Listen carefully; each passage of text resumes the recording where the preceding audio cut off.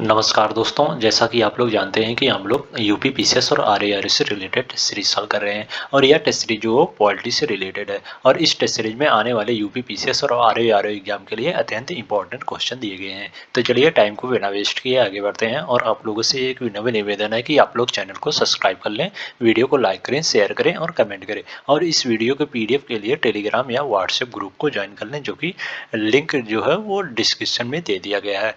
तो चलिए स्टार्ट करते हैं। पहला क्वेश्चन आपकी स्क्रीन पे है। भारतीय संविधान के निम्नलिखित अनुच्छेदों में से कौन सा विधि निर्माण की अवशिष्ट शक्तियों से संबंधित है? अनुच्छेद 248 जो है वो अवशिष्ट विधि शक्तियों से संबंधित है और अनुच्छेद 249 जो राजसूची में सम्मिलित विषय के संबंध में राष्ट्रहित में विधि बनाने की संसद की शक्ति से संबंधित है और अनुच्छेद 250 जो है वो यदि आपात की उद्घोषणा प्रवर्तन में हो तो राजसूची में सम्मिलित विषय के संबंध में विधि बनाने की संसद की शक्ति से है और अनुच्छेद 251 में संसद द्वारा अनुच्छेद 249 और 250 के अधीन बनाई गई विधियों और राज्यों के विधानमंडलों द्वारा बनाई गई विधियों के बीच असंगतता से है। तो इसका जो ऑप्शन ए है वो सही हो जाएगा। अनुच्छेद 248 जो अवशिष्ट शक्तियों से संबंधित है, अवशिष्ट शक्तियों से विधि निर्माण की अवशिष्ट शक्तियों से संबंधित है। तो इसमें ए द राइट आंसर हो जाएगा। नेक्स्ट क्वेश्चन है, सूची 1 को सूची 2 से सुमेलित कीजिए और तथा नीचे दिए गए कूट से सही उत्तर का चयन कीजिए। सूची 1 में अनुच्छेद और सूची 2 में विषय वस्तु। अनुच्छेद 371 ए, अनुच्छेद 371 ए का संबंध जो हो नागालैंड राज्य के संबंध में विशेष उपबंध से है। तो इसका जो ए है वो 1 से सुमेलित हो जाएगा और अनुच्छेद 371 बी का संबंध जो असम राज्य के संबंध में विशेष उपबंध से है। तो इस प्रकार बी का 2 से सुमेलित हो जाएगा और अनुच्छेद 371 सी का संबंध जो मणिपुर राज्य के संबंध में विशेष उपबंध से है। तो इस प्रकार सी का 3 से सुमेलित हो जाएगा और अनुच्छेद 71 ई का संबंध जो आंध्र प्रदेश में केंद्र शासित केंद्रीय विश्वविद्यालय की स्थापना से है। केंद्रीय विश्वविद्यालय की स्थापना से आंध्र प्रदेश में। तो इस प्रकार जो ऑप्शन डी है वो 4 से सुमेलित हो जाएगा। तो इसमें ए 1 2 3 4 इज द राइट आंसर हो जाएगा। तो इसमें ए इज द राइट आंसर हो जाएगा। नेक्स्ट क्वेश्चन है, किस कीटनाशक की उपस्थिति के कारण हाल ही में हांगकांग में 2 लोकप्रिय मसाला ब्रांडों के उत्पादों की बिक्री पर प्रतिबंध लगा दिया गया है? Option A chloropyrifos sulphate, option B atrazine nitrate, option C diazinon peroxide और ऑप्शन डी है एथिलीन ऑक्साइड।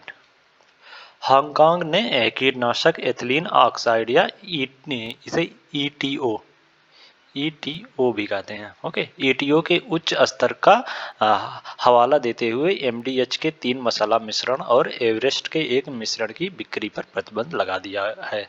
माना जाता है कि ईटीओ यानी एथिलीन ऑक्साइड के लगातार सेवन करने से कैंसर का खतरा उत्पन्न होता है। तो इसका जो ऑप्शन डी है वो सही हो जाएगा।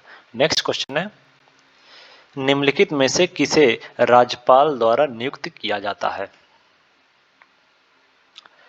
राज्यपाल के पास कार्यकारी, विधायी, वित्तीय और न्यायिक शक्तियां होती हैं। उसके पास राष्ट्रपति के समान कूटनीतिक, सैन्य और आपातकालीन शक्तियां नहीं होती हैं। ओके, और और वह जो है राज्यपाल जो है वो राज्य लोक सेवा आयोग के अध्यक्ष और सदस्यों की नियुक्त करता है। हालांकि उन्हें केवल राष्ट्रपति द्वारा ही पदमुक्त किया जा सकता है, राज्यपाल द्वारा नहीं। ओके, तो इस प्रकार जो इसमें मुख्यमंत्री की नियुक्ति जो राज्यपाल करता है। राज्यपाल जो है राज्य सरकार की सभी कार्यकारी शक्तियां और औपचारिक रूप से राज्यपाल के नाम से जाना जाता है। राज्यपाल मुख्यमंत्री एवं अन्य मंत्रियों की नियुक्त करता है। राज्यपाल जो है राज्य के महाधिवक्ता की नियुक्त करता है और राज्यपाल जो है राज्य निर्वाचन आयुक्त की नियुक्त करता है और राज्य लोक सेवा आयोग की भी राज्य लोक सेवा आयोग के अध्यक्ष और सदस्यों की नियुक्ति भी राज्यपाल करता है। तो इस प्रकार इसमें जो चारों है उनकी नियुक्ति जो राज्यपाल करता है। तो इसमें डी द राइट आंसर हो जाएगा। नेक्स्ट क्वेश्चन है, निम्नलिखित विषयों में से कौन सा संघ सूची में सम्मिलित नहीं है? इसमें कौन सा संघ सूची में सम्मिलित नहीं है? कारागार जो है वो संघ सूची का विषय नहीं है। ओके, ये राज सूची का विषय है कारागार। तो इसका जो ऑप्शन ही है वो सही हो जाएगा। और जनगणना, बीमा और मुद्रा जो है ये सब राज सूची संघ सूची के विषय है। तो इसमें यही द राइट आंसर हो जाएगा। नेक्स्ट क्वेश्चन है, राज्य क्षेत्र में सांसदीय विधान के संदर्भ में निम्नलिखित में से कौन सा कथन सही है? पहला है, अनुच्छेद 249 के तहत राज्यसभा राष्ट्र हित में राज्य सूची के संबंध में संसद द्वारा विधि बनाए गए विधि बनाने के लिए संकल्प पारित करती है। और दूसरा कथन है, अनुच्छेद 252 में प्रावधान किया गया है कि यदि 2 या 2 से अधिक राज्यों के विधानमंडल संकल्प पारित करते हैं तो संसद उन राज्यों के लिए विधि निर्माण कर सकती है। नीचे दिए गए कूट से सही उत्तर का चयन कीजिए। केंद्र और राज्यों के बीच विधायी शक्तियों के वितरण की प्रणाली को समान काल में बनाए रखने का प्रावधान है। राज्य जो है वो अनुच्छेद 249 के तहत राज्य सूची में सम्मिलित विषय के संबंध में राष्ट्र हित में विधि बनाने की संसद की शक्ति है। तो इसका जो कथन एक है वो सही हो जाएगा। और अनुच्छेद 252 के तहत 2 या 2 से अधिक राज्यों के लिए उनकी सहमति से विधि बनाने की संसद की शक्ति एवं ऐसी विधि का किसी अन्य राज्य द्वारा अंगीकृत किया जाना है। तो इसका जो कथन 2 है वो भी सही हो जाएगा। तो इसमें 1 और 2 दोनों कथन जो सही है, तो ए द राइट आंसर हो जाएगा। नेक्स्ट क्वेश्चन है, सूची 1 को सूची 2 से सुमेलित कीजिए तथा नीचे दिए गए कूट से सही उत्तर का चयन कीजिए। सूची 1 में अनुच्छेद और सूची 2 में प्रावधान।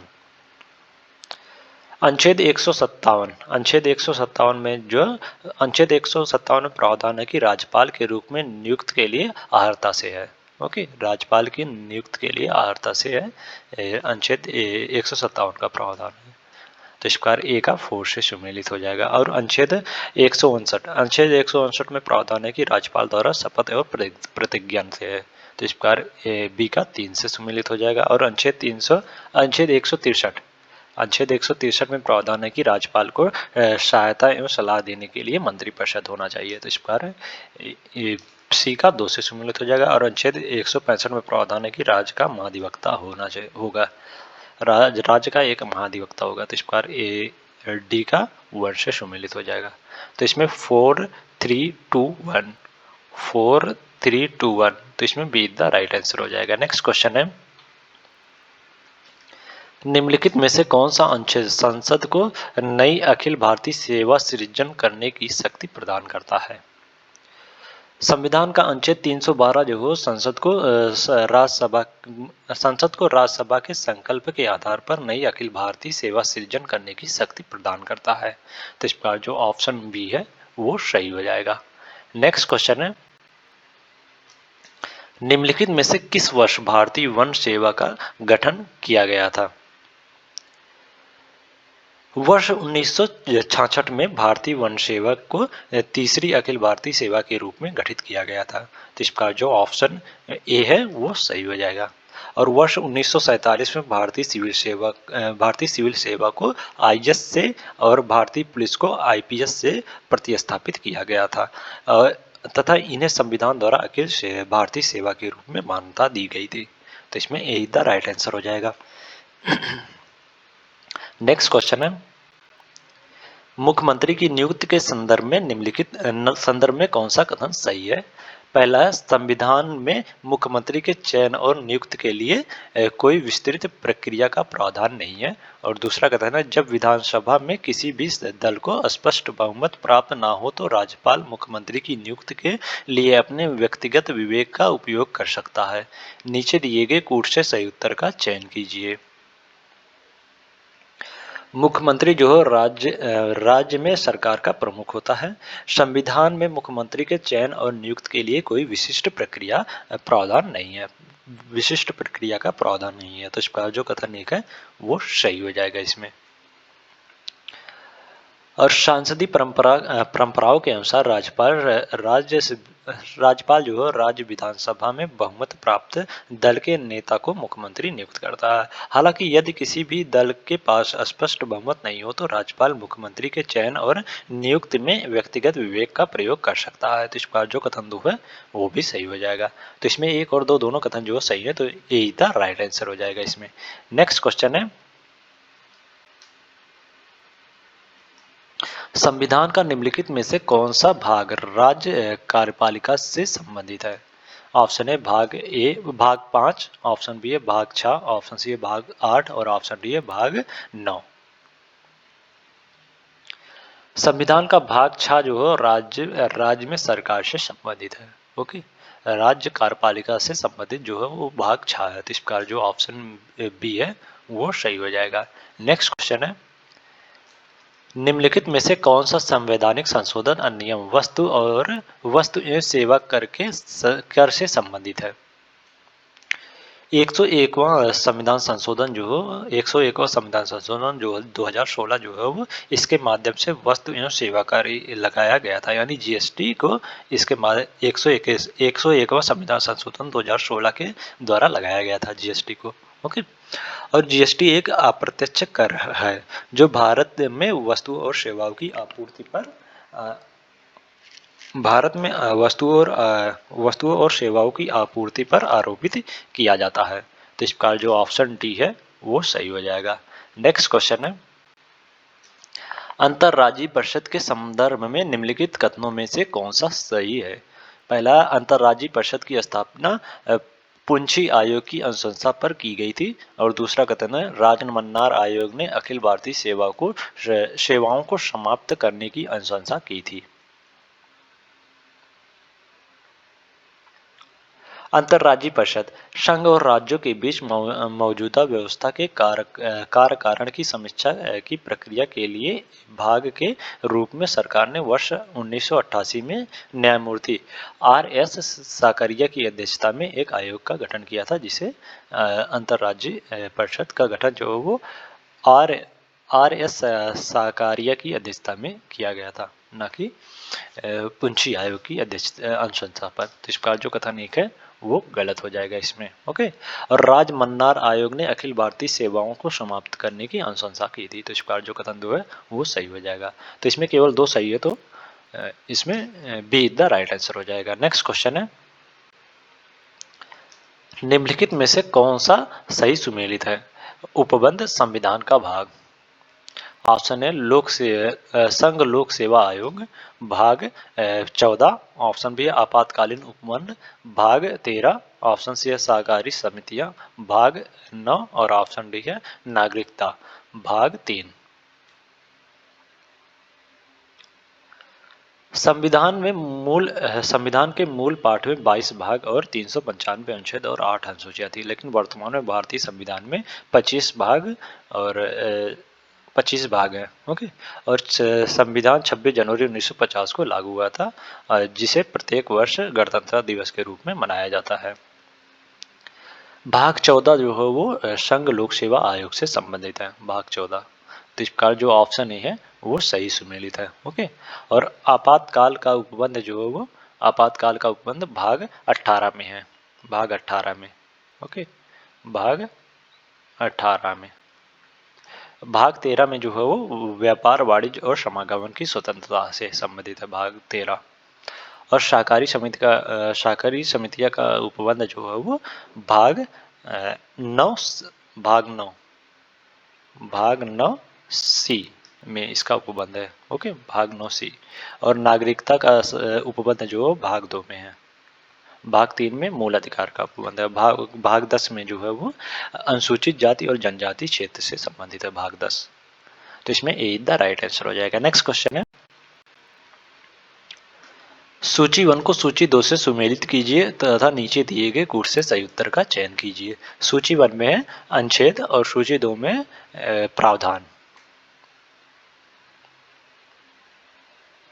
अनुच्छेद 123 का प्रावधान, अनुच्छेद 123 जो प्रावधान करता है कि संसद की अध्यादेश प्रख्यापित करने की शक्ति को। तो इस प्रकार अध्यादेश प्रख्यापित करने की राष्ट्रपति की शक्ति को अनुच्छेद 123 में वर्णन है। तो इस प्रकार बी का वर्ण से सुमेलित हो जाएगा। अनुच्छेद 262 का संबंध जो है वो अंतर्राज्यीय नदी जल विवाद से है। अंतर्राज्यीय नदी जल विवाद से है। तो इस प्रकार ए का 2 से सुमेलित हो जाएगा। और अनुच्छेद 143 का संबंध जो है सर्वोच्च न्यायालय का सलाहकारी क्षेत्राधिकार से है। तो इस प्रकार सी का 4 से सुमेलित हो जाएगा। और अनुच्छेद 155 का संबंध जो है राज्यपाल की नियुक्ति से है। तो इस पर डी का 3 से सुमेलित हो जाएगा। तो इसमें 2 1 4 3 2 1 2 1 4 3, तो इसमें डी द राइट आंसर हो जाएगा। नेक्स्ट क्वेश्चन है, राज्य के लिए विशेष उपबंध के संदर्भ में निम्नलिखित में से कौन सा कथन सही है? नहीं है, सही नहीं है। पहला, इसका उल्लेख भारत के संविधान के भाग 22 में किया गया है। और दूसरा कथन है, पहाड़ी क्षेत्रों का विनिर्धारण राज्यपाल द्वारा राष्ट्रपति के परामर्श से किया जाता है। नीचे दिए गए कूट से सही उत्तर का चयन कीजिए। कुछ राज्यों के लिए विशेष प्रावधान जो संविधान के भाग 21 में इसका वर्णन किया गया है। इसमें अस्थायी संक्रमणकालीन और विशेष उपबंध से संबंधित है। भाग 21 जो है वो अस्थायी संक्रमणकालीन और विशेष उपबंध से संबंधित है तथा विशेष रूप से अनुच्छेद 371 से अनुच्छेद 371 जे में कुछ राज्यों के लिए विशेष उपबंध का उल्लेख किया गया है। तो इस प्रकार जो कथन एक है वो गलत हो जाएगा। ओके, इसका उपबंध जो अनुच्छेद 121 में है, ना कि 122 में। ओके, और पहाड़ी क्षेत्र शब्द उन क्षेत्रों को संदर्भित करता है जिन्हें राष्ट्रपति आदेश द्वारा पहाड़ी क्षेत्र के रूप में विनिर्धारित कर सकता है, ना कि राज्यपाल। तो इस प्रकार जो कथन 2 है वो भी गलत हो जाएगा। ओके, तो इसमें कोई भी कथन जो है वो सही नहीं है।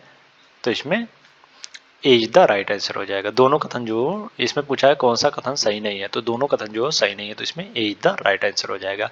नेक्स्ट क्वेश्चन है, मुख्य निर्वाचन आयुक्त को उसी रीत से पदमुक्त किया जा सकता है जिस रीत से भारत के मुख्य निर्वाचन आयुक्त को राष्ट्रपति द्वारा उसी रीत से पदमुक्त किया जा सकता है जैसे सर्वोच्च न्यायालय के न्यायाधीश को पदमुक्त किया जाता है। तो इस प्रकार जो ऑप्शन बी है वो सही हो जाएगा। नेक्स्ट क्वेश्चन है, निम्नलिखित राज्यों में से किसमें द्विसदनीय व्यवस्था है? राज्य विधानमंडल का संरचना, राज्य विधानमंडल के संगठन में एक रूपता नहीं है। अधिकांश राज्यों में एक सदनीय व्यवस्था है जबकि कुछ में द्विसदनीय व्यवस्था है। द्विसदनीय व्यवस्था यह शासन की एक प्रणाली है जिसमें विधायिका में 2 सदन होते हैं। केवल भारत के 6 राज्यों में द्विसदनीय व्यवस्था है और वे राज्य हैं आंध्र प्रदेश, तेलंगाना, उत्तर प्रदेश, बिहार, महाराष्ट्र और कर्नाटक। इन छह राज्यों में केवल द्विसदनीय व्यवस्था है। ओके, तो इस प्रकार इसमें सारे में द्विसदनीय व्यवस्था है। तो इसमें डी द राइट आंसर हो जाएगा। इसमें डी द राइट आंसर हो जाएगा। नेक्स्ट क्वेश्चन है, संसद के निर्वाचित प्रतिनिधियों के संदर्भ में निम्नलिखित में से कौन सा कथन सही है? पहला, चुनाव परिणाम की घोषणा लोक प्रतिनिधित्व अधिनियम 1951 की धारा 73 के अंतर्गत की जाती है। और दूसरा कथन है, किसी सदस्य द्वारा दल के प्रति निष्ठा में परिवर्तन दल बदल विरोध कानून के तहत अयोग्यता के अधीन होगा। नीचे दिए गए कूट से सही उत्तर का चयन कीजिए। भारत का निर्वाचन आयोग लोक प्रतिनिधित्व अधिनियम 1951 की धारा 73 के अनुसार परिणाम घोषित करता है। तो इस प्रकार जो कथन 1 है वो सही हो जाएगा। ओके, और उनके कार्यकाल के आरंभ का अर्थ यह भी है कि यदि सांसद सदस्य अपने दल के प्रति निष्ठा बदलते हैं तो उनका राजनीतिक दल लोकसभा अध्यक्ष के दल बदल विरोध कानून के तहत उन्हें संसद सदस्यता से अयोग्य घोषित करने की मांग कर सकती है। तो इस प्रकार जो कथन 2 है वो भी सही हो जाएगा। तो इसमें 1 और 2 दोनों कथन जो हो सही है। तो इसमें बी द राइट आंसर हो जाएगा। नेक्स्ट क्वेश्चन है, निम्नलिखित में से कौन मुख्य सूचना आयुक्त की नियुक्ति के लिए अनुशंसा समिति का सदस्य नहीं होता है? केंद्रीय सूचना आयोग की स्थापना जो है वो केंद्र सरकार द्वारा वर्ष 2005 में की गई थी। एक नई उच्च स्तरीय स्वतंत्र निकाय है। यह एक नई उच्च स्तरीय स्वतंत्र निकाय है जो संवैधानिक निकाय नहीं है। ओके। सूचना आयुक्त जो है वो एक उच्च स्तरीय स्वतंत्र निकाय है या संवैधानिक निकाय नहीं है। मुख्य सूचना आयुक्त और सूचना आयुक्त की नियुक्ति जो भारत के राष्ट्रपति द्वारा एक समिति की अनुशंसा पर की जाती है और इस समिति में जो सदस्य हैं वो प्रधानमंत्री अध्यक्ष के रूप में कार्य करता है और लोकसभा के विपक्ष का नेता होता है और प्रधानमंत्री द्वारा नामनिर्दिष्ट एक केंद्रीय कैबिनेट मंत्री होता है।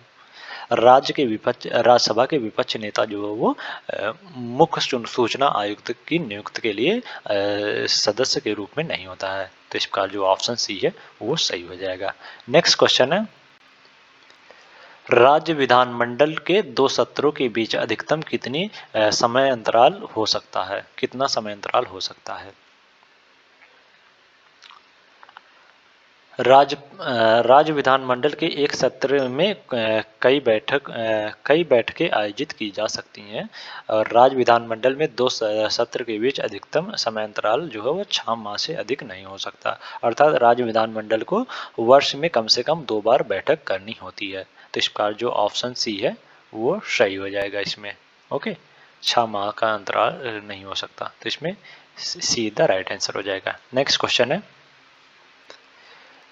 भारत निर्वाचन आयोग के बारे में निम्नलिखित कथनों में से कौन सा सही है? पहला, निर्वाचन आयुक्तों की सेवा की शर्तें और कार्यविधि प्रधानमंत्री द्वारा निर्धारित की जाती हैं। और दूसरा कथन है, संविधान में निर्वाचन आयोग के सदस्यों की कार्यावधि निर्दिष्ट नहीं की गई है। नीचे दिए गए कूट से सही उत्तर का चयन कीजिए। राष्ट्रपति जो मुख्य चुनाव आयुक्त और अन्य निर्वाचित आयुक्त अधिनियम 2023 के अनुसार मुख्य निर्वाचन आयुक्त और अन्य निर्वाचन आयुक्त की नियुक्त करता है। तो इस प्रकार जो कथन एक है वो गलत हो जाएगा। निर्वाचन आयुक्त की सेवा की शर्तें और कार्यावधि जो है वो राष्ट्रपति द्वारा निर्धारित की जाती है, ना कि प्रधानमंत्री द्वारा। तो इस प्रकार जो कथन एक है वो गलत हो जाएगा। और संविधान में निर्वाचन आयोग के सदस्यों की कार्यावधि की निर्दिष्ट नहीं की गई। संविधान में निर्वाचन आयोग के सदस्यों की कार्यावधि भी निर्दिष्ट नहीं की गई है। तो इस प्रकार जो कथन 2 है वो सही हो जाएगा। तो इसमें केवल 2 सही है, तो डी द राइट आंसर हो जाएगा इसमें। नेक्स्ट क्वेश्चन है,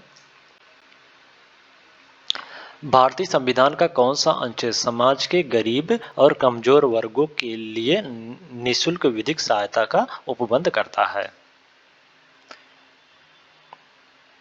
भारतीय संविधान का अनुच्छेद 39A जो है वो समाज के गरीब एवं कमजोर वर्गों के लिए निःशुल्क विधिक सहायता का उपबंध करता है, जो इस प्रकार सभी के लिए न्याय सुनिश्चित कराता है। तो इस प्रकार जो ऑप्शन सी है वो सही हो जाएगा। नेक्स्ट क्वेश्चन है, निम्नलिखित में से किस संवैधानिक संशोधन अधिनियम ने एक ही व्यक्ति को 2 या 2 से अधिक राज्यों के लिए राज्यपाल के रूप में नियुक्त करने की सुविधा प्रदान की है? 7वें संविधान संशोधन अधिनियम 1956 ने एक ही व्यक्ति को 2 या 2 से अधिक राज्यों के लिए राज्यपाल के रूप में नियुक्त करने का प्रावधान किया है। तो इस प्रकार जो ऑप्शन डी है वो सही हो जाएगा। नेक्स्ट क्वेश्चन है, राज्य मुख्य सूचना आयुक्त के संदर्भ में निम्नलिखित में से कौन सा कथन सही है? पहला, राज्य मुख्य सूचना आयुक्त 62 वर्ष की आयु तक पद धारण करते हैं। और दूसरा कथन है, वे पुनर्नियुक्ति के पात्र हैं। नीचे दिए गए कूट से सही उत्तर का चयन कीजिए। राज्य मुख्य सूचना आयुक्त और अन्य राज्य सूचना आयुक्त केंद्र सरकार द्वारा निर्धारित अवधि तक या 65 वर्ष की आयु तक पद धारण कर सकते हैं। तो इस प्रकार करते हैं। तो इस प्रकार कथन एक जो है वो गलत हो जाएगा इसमें। ओके, यह केवल 65 वर्ष की आयु तक पद धारण करता है। राज्य मुख्य सूचना आयुक्त 65 वर्ष तक, ना कि 62 वर्ष तक। ओके, और यह केंद्र सरकार द्वारा निर्धारित अवधि तक पद धारण करता है। तो इस प्रकार जो कथन एक है वो गलत हो जाएगा।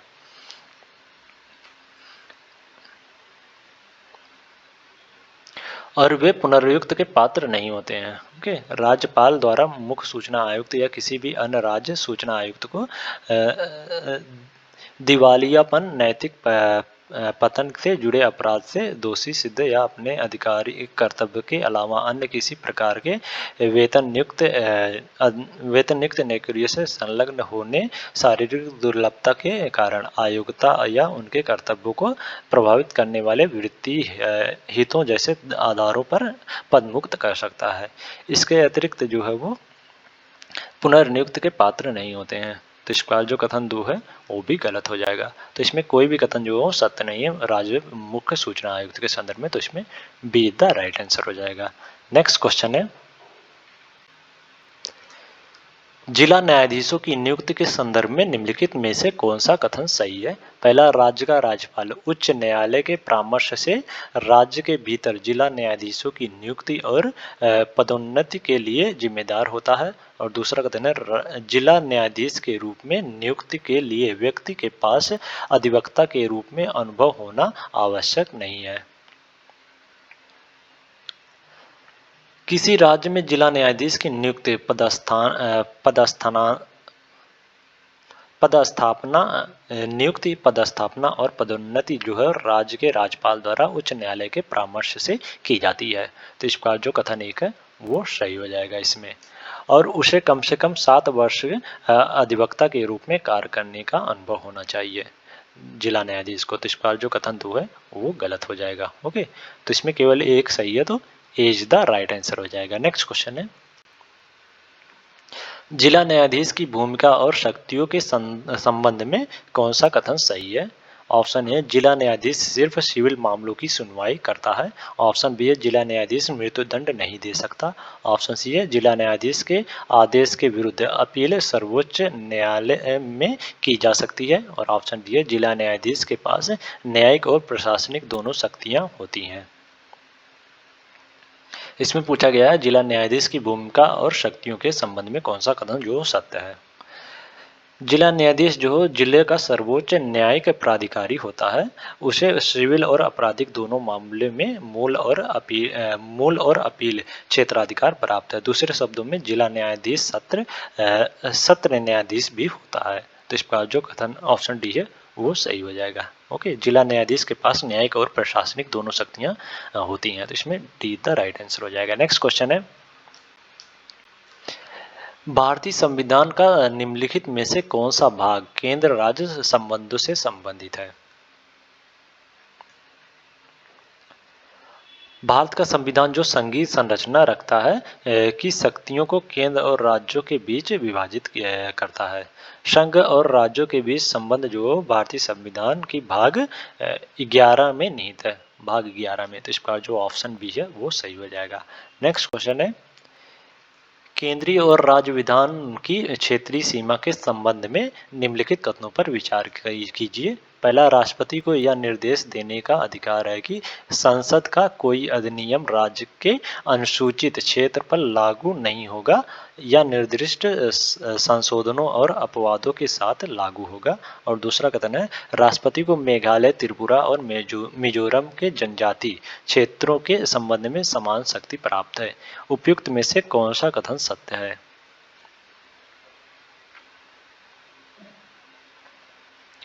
राज्यपाल को यह निर्देश देने का अधिकार है कि संसद का कोई अधिनियम राज्य के अनुसूचित क्षेत्र पर लागू नहीं होगा या निर्दिष्ट संशोधन या अपवादों के साथ लागू होगा।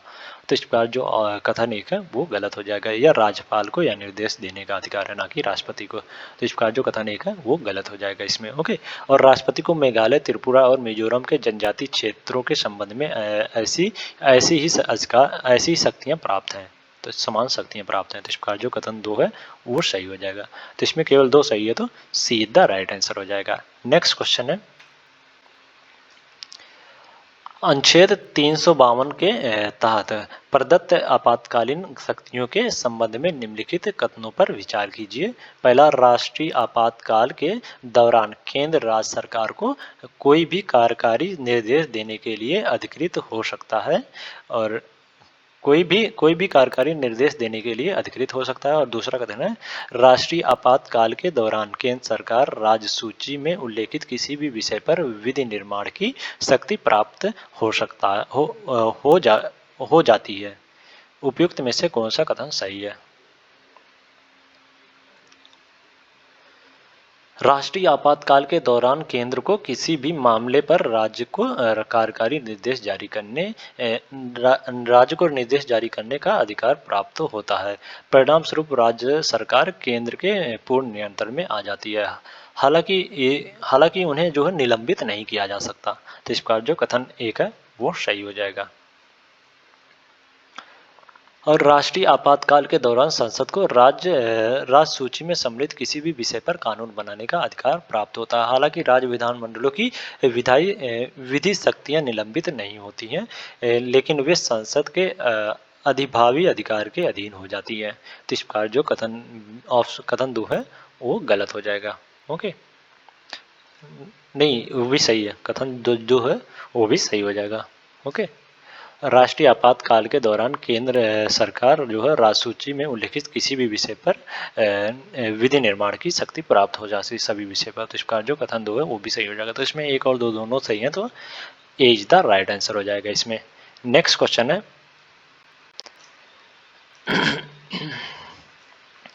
राष्ट्रपति शासन पहली बार किस राज्य में लागू किया गया था?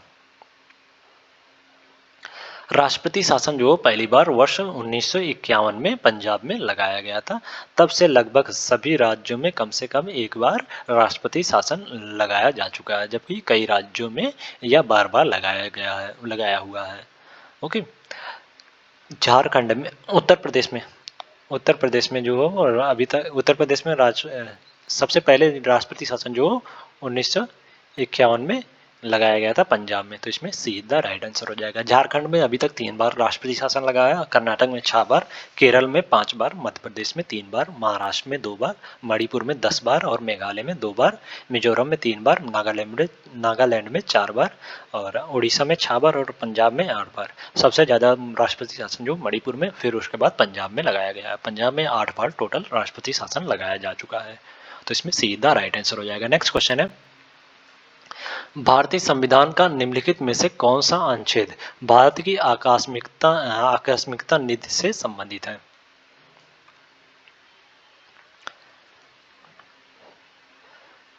संविधान के भाग 12 में कराधान विभिन्न निधियों की परिभाषा, संपत्ति रखने का अधिकार और संघ और राज्य सरकारों द्वारा उधार लेने से संबंधित वित्तीय प्रावधान शामिल है। अनुच्छेद 266 में इसकी व्याख्या की गई है। ओके, और अनुच्छेद 265 में कानून के अधिकार के बिना कर नहीं लगाया जाएगा, यह प्रावधान है। अनुच्छेद 266 में भारत और राज्यों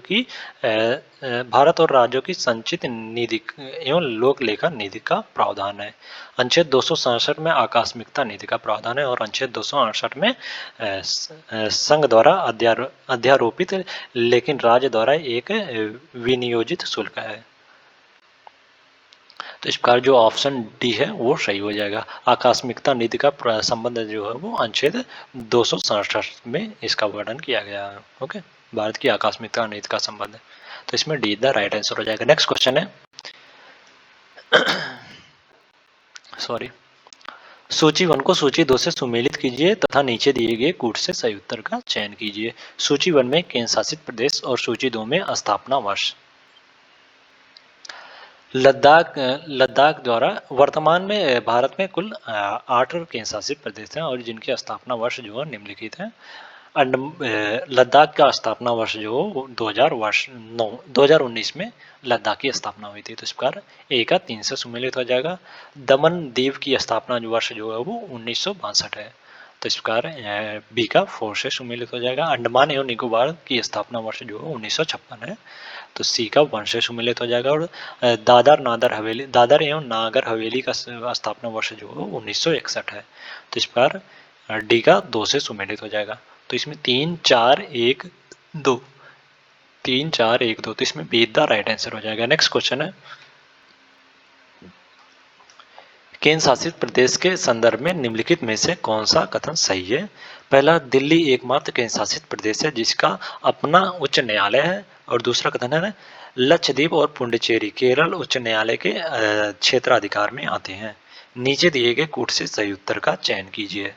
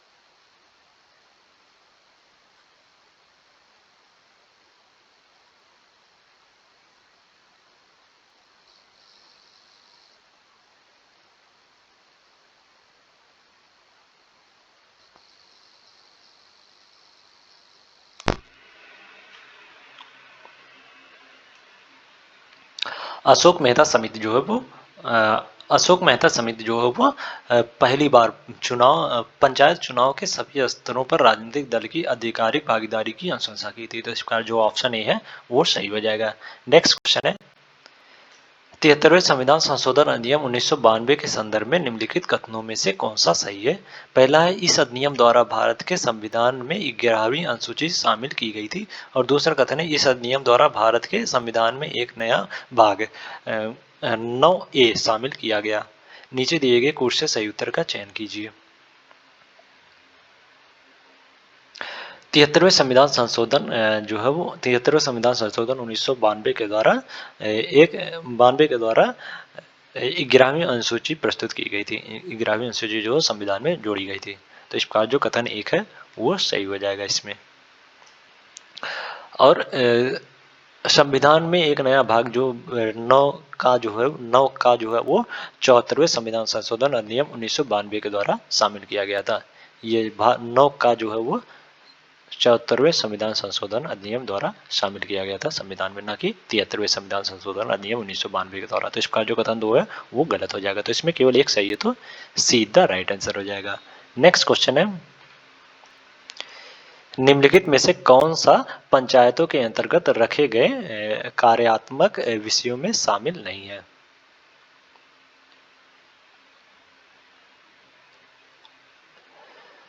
ग्यारहवीं अनुसूची में पंचायतों को सौंपी गई 29 कार्यात्मक विषय जो सूचीबद्ध हैं, जिसमें शामिल है कृषि विस्तार सेवा सहित और भूमि सुधार का क्रियान्वयन, भूमि संगठन और मृदा संरक्षण, लघु सिंचाई, जल प्रबंधन, वाटर शेड का विकास, पशुपालन, डेयरी फार्मिंग और मुर्गी पालन, मत्स्य उद्योग और सामाजिक वानिकी और कृषि वानिकी और ग्रामीण आवास, पेयजल का प्रावधान, ईंधन और चारे की आपूर्ति, सड़कों, पुलों, घाटों और जलमार्गों का निर्माण और रखरखाव, ग्रामीण विद्युतीकरण और विद्युत वितरण, गैर परंपरागत ऊर्जा स्रोत का उपयोग, स्थानीय बाजारों और मेलों का प्रबंधन। यह जो है 11वीं अनुसूची में पंचायतों को सौंपी गई 29 विषयों में शामिल है। ओके, पशु तालाब और पशुओं के प्रति क्रूरता की रोकथाम जो है वो 11वीं अनुसूची में पंचायतों के अंतर्गत रखे गए क्रियात्मक विषय में शामिल नहीं है। तो इसमें सीधा राइट आंसर हो जाएगा। नेक्स्ट क्वेश्चन है, निम्नलिखित में से कौन सा 73वें संविधान संशोधन अधिनियम के तहत अनिवार्य उपबंध नहीं है? ऑप्शन ए मध्यवर्ती एवं जिला स्तर पर पंचायतों के अध्यक्ष पद के लिए प्रत्यक्ष चुनाव। ऑप्शन बी है पंचायतों के लिए चुनाव लड़ने हेतु न्यूनतम आयु 21 वर्ष होगी। और ऑप्शन सी है सभी 3 स्तरों पर पंचायतों में अनुसूचित जातियों और अनुसूचित जनजातियों के लिए सीटों का आरक्षण। और ऑप्शन डी है ग्राम सभा को ग्राम स्तर पर कर एवं शुल्क लगाने की शक्तियों और कार्य प्रदान करना।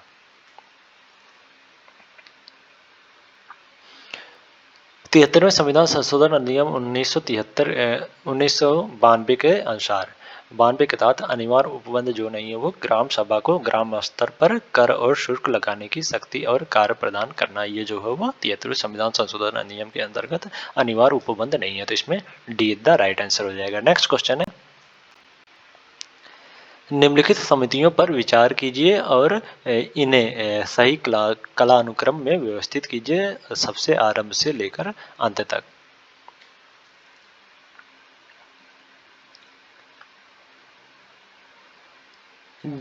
जीवी के राव समिति का गठन जो है वो 1985 में हुआ था। जीवी के राव समिति का गठन 1985 में। ओके, उसके बाद 1986 में LM सिंघवी समिति का गठन हुआ था। LM सिंघवी समिति का गठन जो है 1986 में हुआ था। ओके, और 1988 में जो है वो पीके थुंगन समिति का गठन हुआ था 1988 में। पहले ये पीके थुंगन का गठन हुआ था, फिर उसके बाद 1988 में गाडगिल समिति का गठन हुआ था 1988 में। ये दो समिति का गठन जो है गाडगिल और थुंगर समिति का गठन जो है 1988 में होता है, लेकिन सबसे पहले थुंगर समिति का गठन हुआ था, उसके बाद गाडगिल समिति का गठन हुआ था। तो इस प्रकार 4-3-2-1 तो इसमें बी द राइट आंसर हो जाएगा। नेक्स्ट क्वेश्चन है, सूची 1 को सूची 2 से सुमेलित कीजिए तथा नीचे दिए गए कूट से सही उत्तर का चयन कीजिए। सूची 1 में पंचायती राज संस्था और सूची 2 में संविधान के संबंधित अनुच्छेद। अनुच्छेद 43A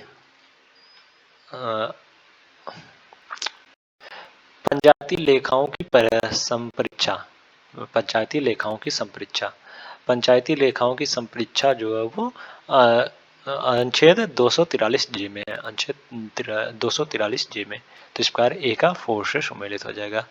राज्य वित्त आयोग जो है वो अनुच्छेद 243I में इसका प्रावधान है।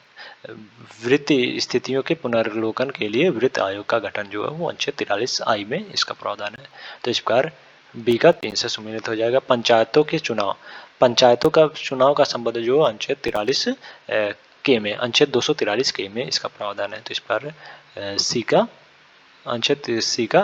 का 2 से सुमेलित हो जाएगा। और स्थानों का आरक्षण जो है वो अनुच्छेद 243D में इसका प्रावधान है। तो इस पर डी का 1 से सुमेलित हो जाएगा। तो इसमें 4-3-2-1 तो इसमें डी द राइट आंसर हो जाएगा।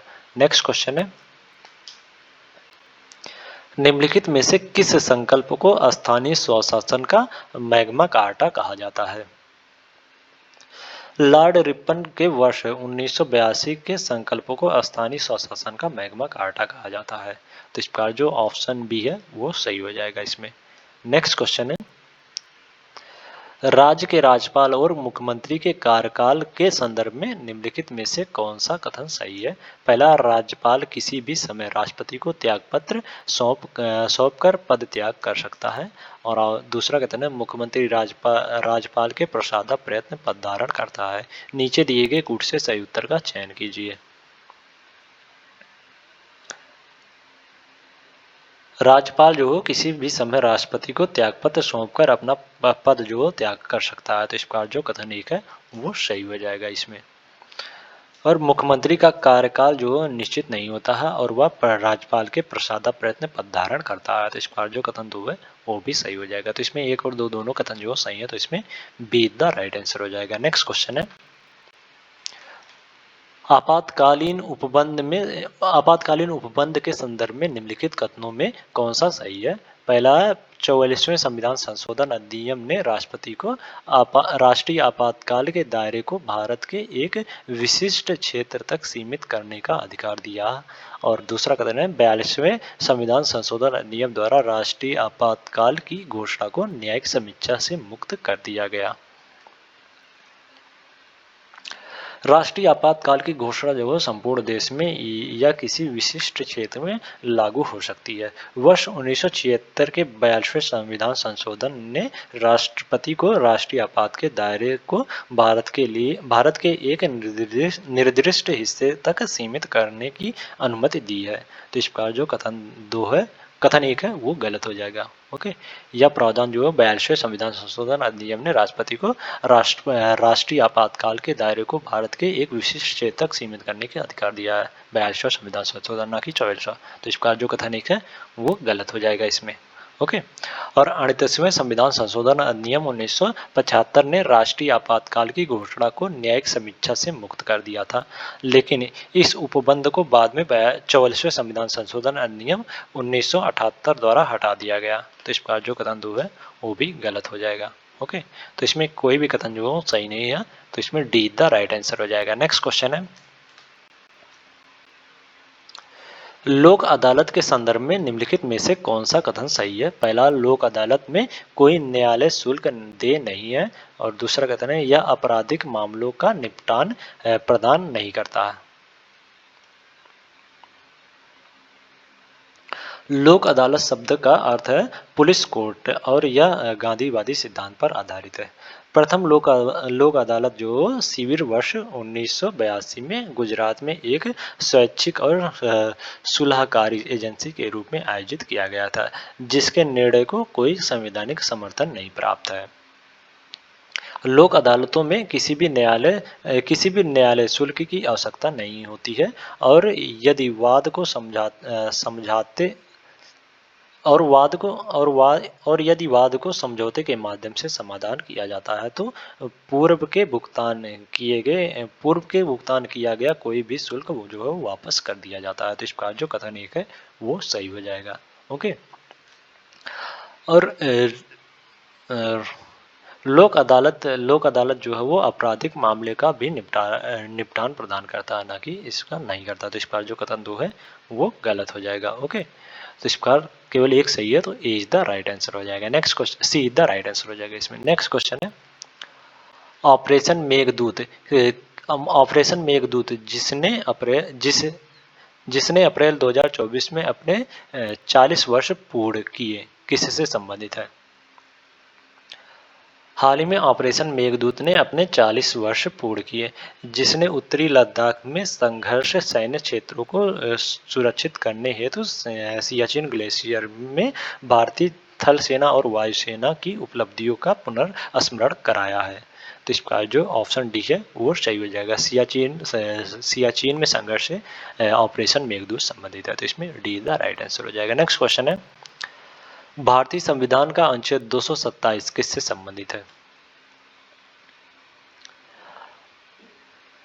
भारतीय संविधान का अनुच्छेद 227 जो वो सभी न्यायालयों के अधीक्षण की उच्च न्यायालयों की शक्ति से संबंधित है।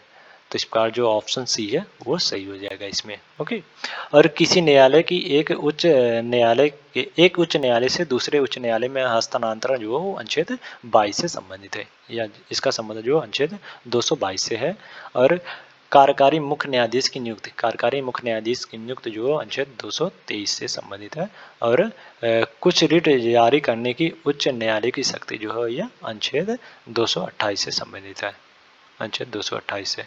तो इस प्रकार इसमें सीधा राइट आंसर हो जाएगा। नेक्स्ट क्वेश्चन है, निम्नलिखित में से किसे सिनेमा में अपने उत्कृष्ट योगदान के लिए तृतीय लता दीनानाथ मंगेशकर पुरस्कार से सम्मानित किया गया है? बॉलीवुड के दिग्गज अभिनेता अमिताभ बच्चन को 5 दशक से अधिक के कैरियर में सिनेमा के क्षेत्र में उत्कृष्ट योगदान के लिए तृतीय लता दीनानाथ मंगेशकर पुरस्कार से सम्मानित किया गया है। तो इस बार जो ऑप्शन बी है वो सही हो जाएगा इसमें। नेक्स्ट क्वेश्चन है,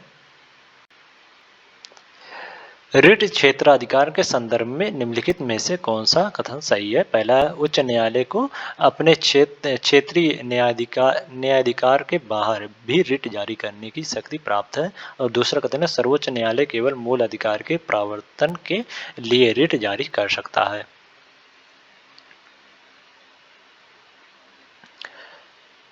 यदि वाद हेतु उच्च न्यायालय की प्रादेशिक सीमा के अंदर आरंभ होता है तो न्यायालय अपनी सीमा के अंदर या और बाहर किसी भी व्यक्ति, निकाय या सरकार को रिट प्रदान कर सकता है। तो इस बार जो कथन एक है वो सही हो जाएगा। ओके। और सर्वोच्च न्यायालय जो हो केवल मूल अधिकारों के प्रवर्तन के लिए रिट जारी कर सकता है, किसी अन्य उद्देश्य के लिए नहीं। तो इस बार जो कथन 2 है वो भी सही हो जाएगा। तो इसमें 1 और 2 दोनों सही है, तो बी द राइट आंसर हो जाएगा। नेक्स्ट क्वेश्चन है, उच्च न्यायालय के संबंध में निम्नलिखित में से कौन सा कथन सही नहीं है? ऑप्शन ए है, उच्च न्यायालय के न्यायाधीशों की नियुक्ति राष्ट्रपति द्वारा की जाती है। ऑप्शन बी है, उच्च न्यायालय के न्यायाधीशों की पेंशन राज्य की संचित निधि पर भारित होती है। ऑप्शन सी है, उच्च न्यायालय के न्यायाधीशों के अवकाश और पेंशन समय समय पर संसद द्वारा निर्धारित किए जाते हैं। और ऑप्शन डी ए और सी दोनों इसमें पूछा गया है उच्च न्यायालय के संबंध में कौन सा कथन जो है सत्य नहीं है। ओके। उच्च न्यायालय के न्यायाधीशों की नियुक्ति जो राष्ट्रपति द्वारा भारत के मुख्य न्यायाधीश और संबंधित उच्च न्यायालय के मुख्य न्यायाधीशों के परामर्श से की जाती है। तो इसका जो ऑप्शन कथन एक है, ऑप्शन ए है, वो उच्च न्यायालय के संदर्भ में सही है। ओके। और उच्च न्यायालय के न्यायाधीशों को कार्यकाल की सुरक्षा प्रदान की जाती है। उच्च न्यायालय के न्यायाधीशों के वेतन, भत्ते, विशेषाधिकार, अवकाश और पेंशन का निर्धारण जो समय समय पर संसद द्वारा किया जाता है। तो इसका जो ऑप्शन सी है वो भी उच्च न्यायालय के संदर्भ में सही है। ओके। और उच्च न्यायालय के न्यायाधीशों की पेंशन जो है भारत की संचित निधि पर भारित है, ना कि राज्य की संचित निधि पर। तो इस प्रकार जो ऑप्शन बी है वो उच्च न्यायालय के संबंध में सत्य नहीं है। ओके। इसमें कहा जा रहा है कि उच्च न्यायालय के न्यायाधीशों की पेंशन जो राज्य की संचित निधि पर भारित है, राज्य की पेंशन निधि पर नहीं बल्कि भारत की संचित निधि पर भारित होती है उच्च न्यायालय के न्यायाधीशों की पेंशन। तो इस प्रकार जो ऑप्शन बी है वो गलत हो जाएगा। ओके। तो इसमें बी द राइट आंसर हो जाएगा। इसमें बी द राइट आंसर हो जाएगा। नेक्स्ट क्वेश्चन है, नेक्स्ट क्वेश्चन है, निम्नलिखित में से कौन सा सही सुमेलित नहीं है? राज्य और नववर्ष। वैशाख महीना का पहला दिन जो है वो हिंदू नववर्ष की शुरुआत का प्रतीक होता है। वैशाख महीना यानी 13, 14 और 15 अप्रैल जो है वो हिंदू नववर्ष की शुरुआत का प्रतीक होता है। हिंदू नववर्ष को यूपी, उत्तराखंड, हिमाचल प्रदेश, हरियाणा और पंजाब में बैसाख के रूप में जाना जाता है। महाविषु संक्रांति जो है वो उड़ीसा और पश्चिम बंगाल में हिंदू नववर्ष को कहते हैं। तो इसका जो ऑप्शन ए है वो सही सुमेलित है। ओके। ये ऑप्शन जो है ए है वो सही सुमेलित है।